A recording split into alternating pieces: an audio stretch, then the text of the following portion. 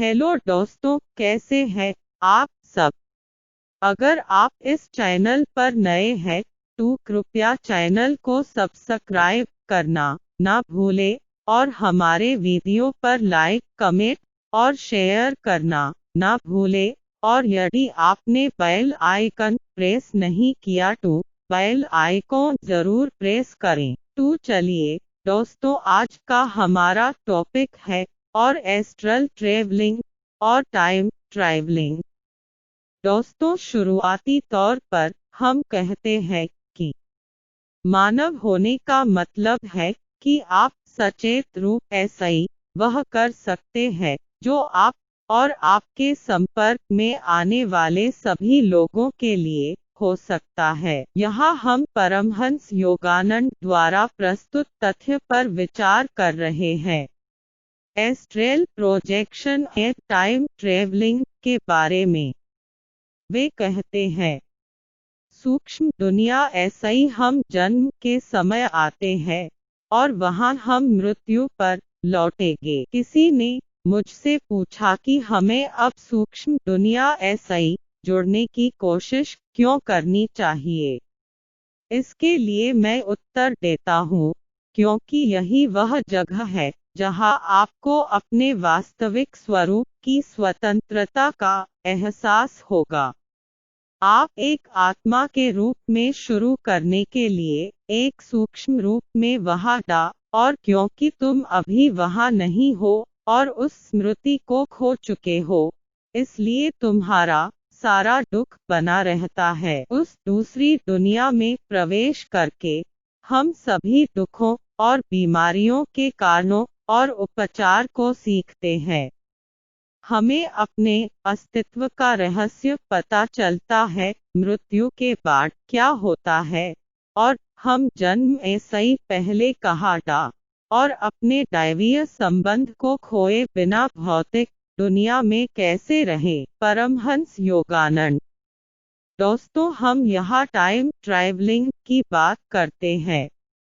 दोस्तों, समानांतर यूनिवर्सों का कंसेप्ट तो आप जानते ही होंगे कि हम जिस पृथ्वी लोक पर अपना जीवन व्यतीत कर रहे हैं, हमारे सभी निर्णय अलग अलग होने के कारण हम विभिन्न आंतरिक रूप ऐसा ही जुड़े हुए अनेक समुच्चय और संभावनाओं को जी रहे हैं। जो लोग महाकाली एवं महाकाल के भक्त हैं अथवा उनसे आशीर्वाद प्राप्त करते हैं, वे व्यक्ति अनंत ब्रह्मांड में उपस्थित काल गणनाओं के समुच्चय को अपने जीवन में अपनाकर अनेक संभावनाओं को जीते हैं।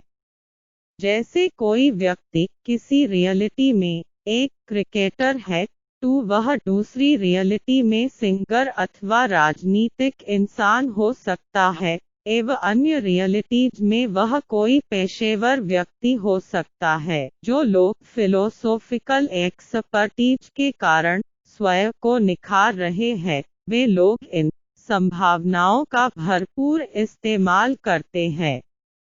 दोस्तों, हमारा सूक्ष्म शरीर टाइम और स्पेस के परे जाकर अनंत ब्रह्मांड में किसी भी स्थिति को प्राप्त हो सकता है, बशर्ते कि हम उसके लिए पुरुषार्थ करें और मेहनत करें। दोस्तों, मेरा स्वयं का अनुभव है कि मैंने जब अल्बर्ट आइंस्टीन और निकोला टेस्ला जीवित था उस काल में जाकर उनसे बुद्धिमत्ता और लाइफ कोचिंग ग्रहण की है। यह बिल्कुल सत्य है और मैंने अपना आंतरिक कायाकल्प किया है। दोस्तों, भारतवर्ष में अनेक तंत्र को सिद्ध करने वाले योगी और अन्य पुरुषार्थ को सिद्ध करने वाले योगी इन प्रकार के तथ्यों को बहुत अच्छी तरीके ऐसा ही स्वीकारते हैं। वे सब अपने भौतिक शरीर ऐसा ही निकलकर अनंत ब्रह्मांड में यात्रा करके किसी भी कालखंड के विज्ञान को स्वयं अनुभव करते थे, परंतु आज मानव की सभ्यता इस स्वरूप को वैज्ञानिक आधार प्रदान करने में लगी हुई है। तो दोस्तों, टाइम ट्रैवलिंग की इस पूर्ण बात का सारांश यह है कि हम आंतरिक रूप ऐसाई इस ब्रह्मांड के अनेक पक्षों को फिल्मों एवं वास्तविकता ऐसाई परे जाकर सभी तत्वों को अपना सकते हैं। दोस्तों, अब हम बात करते हैं एस्ट्रल ट्रेवलिंग अर्थात सूक्ष्म जगत की यात्रा। दोस्तों, हमारे शरीर के 5 आयाम अथवा 5 कोश होते हैं। शरीर का पहला आयाम या पहली परत को अन्नमय कोश या खाद्य शरीर कहा जाता है, क्योंकि जिसे आप भौतिक कहते हैं वह भोजन का एक भंडार है। दूसरे को मनोमय कोश या मानसिक शरीर कहा जाता है। आज डॉक्टर मनोदैहिक रोगों के बारे में बात कर रहे हैं। यदि आपको सिर में तनाव है तो आपको पेट में अल्सर हो सकता है। मन के लिए जो कुछ भी हो रहा है वह शरीर के लिए हो रहा है, क्योंकि जिसे आप मन कहते हैं वह किसी एक जगह पर नहीं है। शरीर की हर कोशिका की अपनी बुद्धि होती है। तो एक मानसिक शरीर है, यह मनोमय कोश है।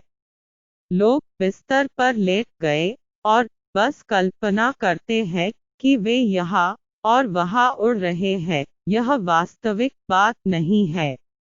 अभी आपके अनुभव में केवल वही चीजें हैं जो आपका शरीर, आपका दिमाग और आपकी भावनाएं हैं, और आप अनुमान लगा सकते हैं कि अगर इन 3 चीजों को जिस तरह ऐसा ही हो रहा है वैसा ही होना चाहिए, तो एक ऊर्जा होनी चाहिए जो उनमें होती है। ऊर्जा के बिना यह सब नहीं हो सकता है। उदाहरण के लिए, एक माइक्रोफोन ध्वनि को बढ़ाता है, यहाँ तक कि अगर आप माइक्रोफोन के बारे में कुछ भी नहीं जानते हैं तो आप अनुमान लगा सकते हैं कि एक स्रोत है जो इसे शक्ति देता है। शरीर की तीसरी परत ऊर्जा शरीर या प्राणमय कोश है। चौथे को विज्ञानमय कोश या ईथर शरीर के रूप में जाना जाता है, तथा आनंदमय कोश या आनंद शरीर के रूप में पांचवा। हम योग में शरीर के रूप में हर चीज का उल्लेख कर रहे हैं ताकि आप इसे एक भौतिक इकाई के रूप में समझ सकें। यद्यपि अंतिम 2 भौतिक नहीं है, फिर भी हम उन्हें शरीर के रूप में संदर्भित कर रहे हैं, क्योंकि योग एक विधि है, दर्शन नहीं। हम देख रहे हैं कि कुछ चीजों का उपयोग करने के लिए एक विशिष्ट विधि को कैसे नियोजित किया जाए। सूक्ष्म यात्रा, जिसे सूक्ष्म यात्रा के रूप में संदर्भित किया जा रहा है, वह भौतिक शरीर, मानसिक शरीर, ऊर्जा शरीर और आनंदित शरीर को छोड़ रहा है और सिर्फ ईथर शरीर को तैरने की अनुमति देता है। इसका मतलब है कि आप अभी भी दुनिया में अपनी शारीरिक गतिविधि का संचालन कर सकते हैं, क्योंकि आपका शारीरिक शरीर, मानसिक शरीर और ऊर्जा शरीर बरकरार है। यह एक निश्चित प्रकार की महारत है। भौतिक शरीर, मानसिक शरीर और ऊर्जा शरीर भौतिक है। आनंद शरीर पूरी तरह ऐसाई भौतिक ऐसाई परे है। ईथर एक क्षणभंगुर ऊर्जा है। यह न तो भौतिक है और न ही परे है, यह एक संक्रमण है। ईथर शरीर कोई ऐसी चीज नहीं है जिसे आप तब तक छू सकते हैं जब तक कि आप अपने भीतर एक निश्चित स्तर की साधना और तीव्रता में न हो। आप बस अपने आप को इसमें शामिल नहीं कर सकते। किसी व्यक्ति को ऐसा करने के लिए भारी साधना की आवश्यकता होती है। योग की कुछ प्रणालियां हैं जहां वे पूरी तरह ऐसाई, सूक्ष्म यात्रा और इस तरह की चीजों की ओर केंद्रित है, लेकिन इन सभी जगहों पर रहस्यवाद अधिक है। तो क्या ऐसी चीजें संभव है? हाँ, लेकिन यह मनोरंजन चाहने वालों के लिए नहीं है। इसमें थोड़ा अधिक पुरुषार्थ लगता है। लेकिन महत्व क्या है? आप अपना शरीर छोड़कर यात्रा क्यों करना चाहते हैं? यदि कोई आपको सिर में गोली मारता है तो वैसे भी आप अपने शरीर के बिना यात्रा करेंगे। अब जल्दी क्या है?